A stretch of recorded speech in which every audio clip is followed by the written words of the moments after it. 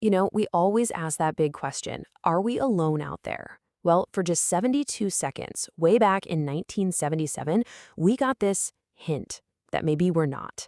We're going to dive into one of the biggest unsolved mysteries in science, this incredibly powerful, totally weird signal from deep space that just, poof, vanished. And this right here is where it all started. It's just a piece of paper, right? A bunch of jumbled letters and numbers from an old computer printout. But look closer. You see that red circle? And that one word, handwritten in the margin? Wow. I mean, it just perfectly captures the moment. This is the heart of the whole mystery, the raw data that's had scientists scratching their heads for decades. Okay, so to really get what the WOW signal is all about, we've got to jump in a time machine. Let's head back to the late 70s, a time of giant antennas and even bigger questions about where we fit in the universe. So picture this. It's August 15th, 1977. We're at Ohio State University, where a team of researchers is deep into one of the biggest projects imaginable, the search for extraterrestrial intelligence, SETI. They were basically just listening, day in and day out, hoping to catch even the faintest whisper from the stars. And this was the instrument they were using. The Big Ear Radio Telescope. Now, it wasn't some sleek, futuristic dish like you might imagine. But this was humanity's ear pressed right up against the cosmos, listening for anything that wasn't just, natural space noise or our own technology. All right, so we've got the tech in place just silently listening. But the real story, the human part of it, kicks off when one guy stumbles across something that just shouldn't be there. See, the Big Ear wasn't like your phone getting a notification. There were no real-time alerts. It just recorded everything on these massive rolls of computer paper. So a few days after that night in August, an astronomer, Dr. Jerry Ehman, was doing the pretty boring job of just manually sifting through all these printouts. And that's when he saw it. Buried in all those columns of just static was a sequence of characters, 6EQUJ5. It just jumped right off the page at him.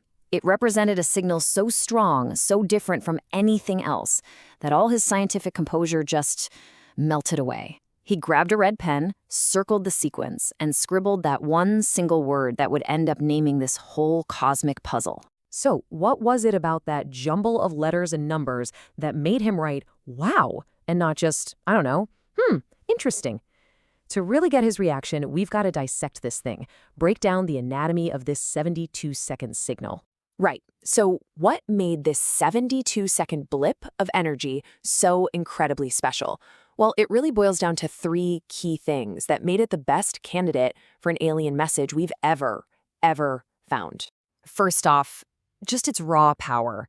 The WOW signal was a whopping 30 times louder than the normal background hiss of space. I mean, this wasn't some faint whisper. This was a shout. Second, and this is maybe the most important part, was its structure. The signal was what we call narrowband. It was packed into a very, very tight frequency range. See, natural things out in space, like stars, they're noisy all across the board. That's broadband. But a narrowband signal, that looks artificial. That looks like technology. And then there was the frequency itself, which was just mind-blowing. It came in right at 1420 megahertz. Scientists call this the hydrogen line.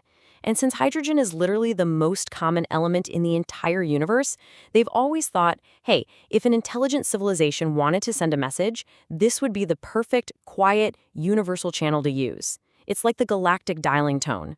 So you've got this perfect candidate, right? It's strong, it looks artificial, and it's on the exact frequency you'd expect. The next step is obvious. You've got to find it again. But this is where the mystery really goes off the rails. Now, the astronomers knew exactly where to point their telescopes. The Big Ear had tracked the signal's origin to a specific patch of sky, right in the constellation Sagittarius. So all they had to do was look back at that same spot and listen. And so they listened, and they waited. And as the years rolled by and turned into decades, that initial burst of excitement started to fade. All through the 80s and 90s, even as our technology got way more powerful, telescopes were still aiming at that one spot in Sagittarius, just hoping for an encore. And what did they find? Absolutely nothing. After more than 100 separate, dedicated searches from observatories all over the world, just silence. The WOW signal had basically become a ghost in the machine.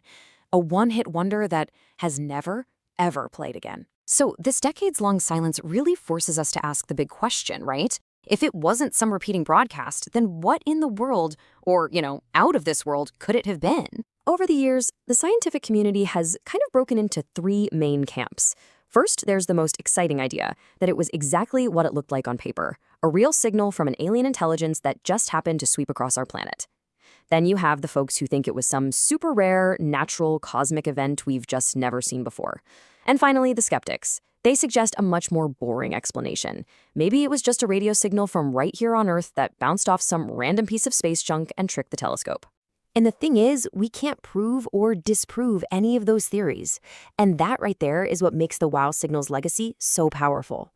It really represents both the highest hope and the biggest frustration for the whole field of SETI. This is what it all comes down to, this perfect duality.